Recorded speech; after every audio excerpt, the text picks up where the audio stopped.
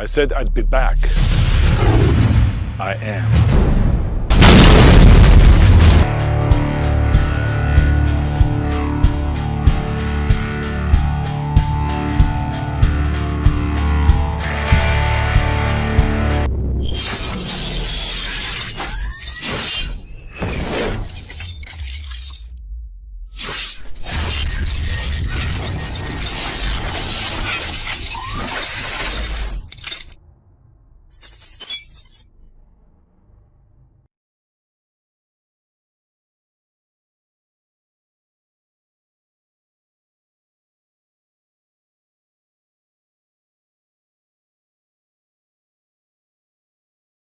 Because there's 6 rules basically that I always have laid out that are the rules of success.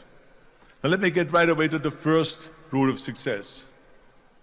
The first rule of success is to have a vision. You see, if you don't have a vision of where you go, and if you don't have a goal where you go, you drift around and you never end up anywhere. It's like you can have the best ship in the world, you can have the best airplane in the world. If the pilot or the captain doesn't know where to go, it would just drift around. It would not end up anywhere, or most likely in the wrong place. You know how great it felt that I knew where I was going?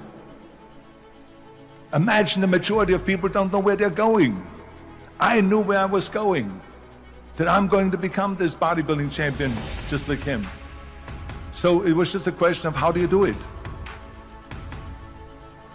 I was so relieved, because when you have a goal, when you have a vision, everything becomes easy. Let me tell you something, visualizing a goal and going after it makes it fun. You got to have a purpose no matter what you do in life. You got to have a purpose. So that's rule number 1, have a vision. Rule number 2 is, don't listen to the naysayers. Don't listen to the naysayers. The thing I ever did, the thing that I heard out of people's mouth was, that's impossible. That can't be done. Or no. I remember when I wanted to be a bodybuilding champion, including my parents and everyone else around me, said this is impossible. Why don't you become a ski champion? That's what they do in Austria. Or a bicycle champion, they do some track and field. You can't be a bodybuilding champion. That is exactly what I heard, and of course I proved to the people that it can't be done. So whenever someone said to me, it can't be done, I heard it can be done. When they said no, I heard yes. And when they said it's impossible, I heard it is possible. Nelson Mandela said that everything is always impossible until someone does it. Well, I'm going to be the one, I said to myself, I'm going to do it and I'm going to show it to them. Maybe it has never been done before. That's perfectly fine with me. But I'm going to do it. And I did not listen to the naysayers. The same was also when I went into, not just in bodybuilding, they said no. When I wanted to come to America, when I wanted to go to America, they said it's impossible. There's no money that you have to fly even over there. You have no money when you go over there to live with. And what do you think, they're going to wait for you? They have plenty of big bodybuilders over there. It was all no, no, and it can't be done, it's impossible. And I remember then that the same thing happened also when I went into the show business. Can you imagine, I was now a bodybuilder, I weighed 250 pounds, I was Mr. Olympia 6 times, I was Mr. Universe 5 times, and Mr. World and Mr. International. I won 13 World Bodybuilding Championships altogether, and now I said to the agent, the Hollywood agent, I want to get into movies. He said, that's funny, Arnold. I asked a studio executive, I say, I want to get into movies. I want to be a leading man. He started laughing. This is the kind of stuff that I heard. They said, no, you see, it's impossible. And plus your name who can pronounce Schwarzenegger or something like that. No one can pronounce that, so forget about it, Arnold. This is the kind of thing that I heard. Imagine, you go from studio executive to studio executive, from agent to agent, from manager to manager, and they all said exactly the same thing. Now that's very encouraging, isn't it? But you know something? I didn't give a shit. I didn't.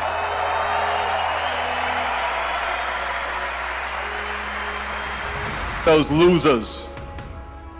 I didn't listen to them at all, because that's exactly the way it was in politics again, when everyone said no, no, no, and it can't be done, and then became governor of California. And this is with everything like that. This is just the reality of it, is that you cannot listen to the naysayers. So this is a very important lesson for all of you. So when someone says, no, this is a stupid idea, you in your mind, you don't have to say it, but in your mind just say to yourself, fuck you, you're an asshole. What do you know?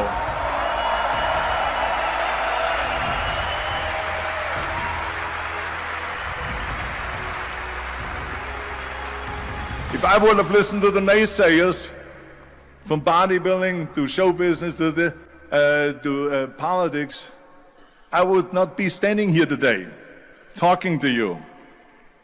I would be in Austria in the Alps yodeling. That's right. I would be in Austria, still left, yodeling. That's what I will be doing, exactly. So this is why I say don't listen to the naysayers. And the next thing, the third point that I'm going to make to you is, before we sit down with Jürgen and talk about the rest of the three, is work your ass off. There is no magic pill. There is no magic out there. You cannot get around. You have to work and work and work. I can tell you, I've watched today for half an hour Jürgen and his wife that put on this show, this great event here. They work their ass off to put this together. All year long they work and they work and they work. This does not come together by itself.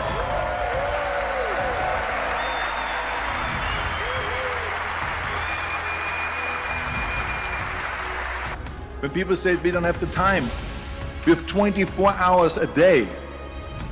We sleep 6 hours a day, so that gives you still 18 hours. Now, there's someone shaking their head out here in front. They say probably, I don't sleep 6 hours, I sleep 8 hours, right? Or just sleep faster.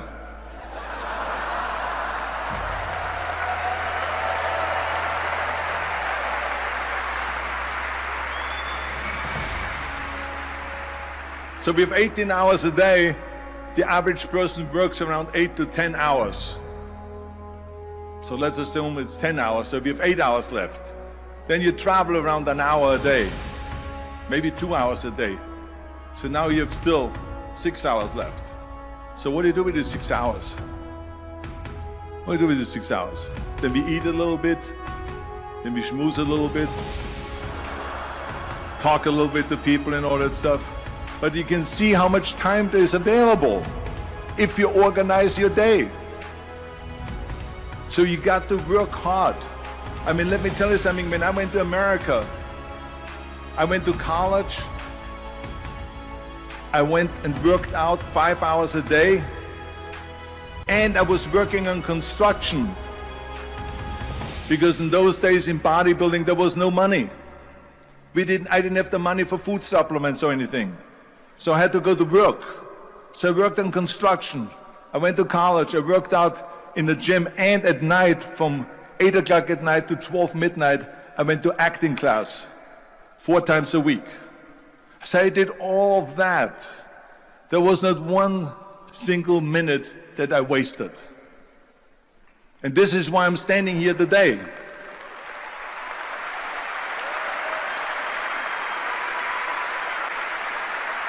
Let people know, if you have a company, if you have a movie, if you do a sports, work your ass off, but then advertise and let everyone know. So this is what it's all about. So anyway, so those are the 3 main rules that I have here for you today, right here. And then the rest of it we talk about when we sit down now. Well, I hate Plan B. And I tell you why. Because we have so many doubters, as I've said earlier, the naysayers. We have so many of those people that say no, and you can't do it, it's impossible. That is okay, because we just turn off, as I said earlier, and we listen and we hear the no being a yes. You can't do it, you can do it, and all of that. So that is possible to do that. amongst all the negative people around you. But when you start doubting yourself, that's very dangerous.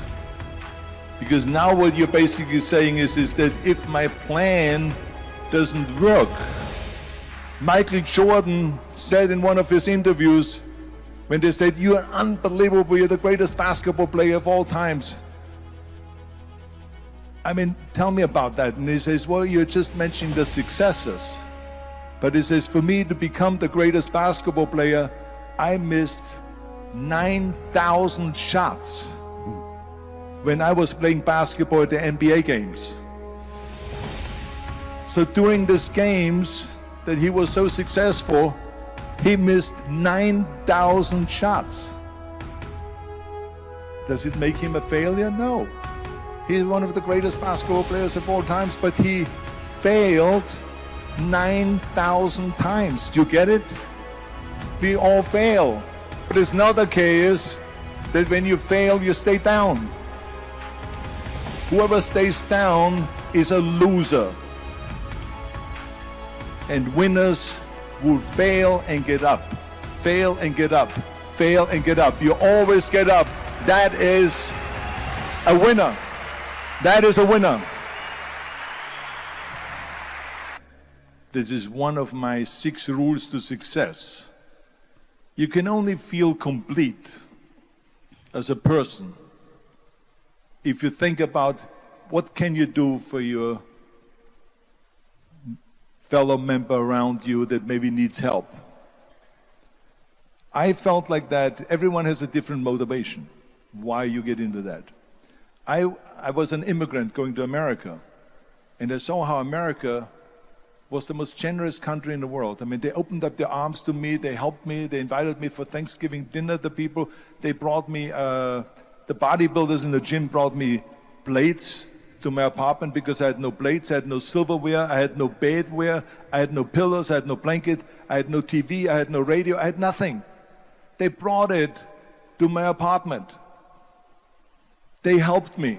The more I got into that, the more I realized how good it feels to give something back. And that's when my idea came about after-school programs, because after school, when I traveled to all the schools to train students, I saw there was a huge gathering of students after the school was over outside the school. And I asked the school principal, what are all the students doing? And he said to me, Arnold, you have to understand that 70%, that the kids in our schools, they come from parents where 70% of the parents are both working. So therefore, there's no one there picking them up. So that's got me the idea to start after-school programs, to keep those kids in school while the parents are working and to offer them homework assistance, tutoring, and sports and fitness programs and arts programs, music and painting and so on. And it became a huge success. Remember that everything I did always needed help. Think about it when someone says, Arnold, you're the greatest self-made man. I said, you can call me anything you want. You can call me Arnie, you can call me Schwarzi, you can call me Terminator, you can call me Governator, but don't ever call me self-made man. I said, because I did not get to that point by myself. I mean, think about just to be successful in the movies. How are you going to be successful in the movies without having an audience? The only one that makes you successful in the movie is the people that go to see the movie. So how can you say to your self-made man when you need millions and millions and millions of people all over the world to go and see your movies, so people, then the press looks at it and says, this guy has a big box office success. It's the people. It's you.